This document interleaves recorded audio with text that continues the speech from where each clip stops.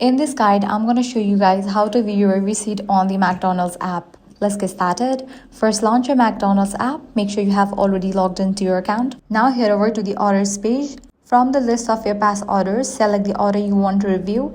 This will open the orders details page where you can see the items you purchased, the total amount, the date and time of order, the restaurant location and your order number. In many reasons, you can tap view receipt, or a similar option to see view full digital receipt. You may also have the option to share or save the receipt directly from your device. If you don't see your receipt in the app, check the email address linked to your McDonald's account, as an order confirmation or a digital receipt may have been sent there. If you still cannot find your full receipt, you will need to contact McDonald's customer support.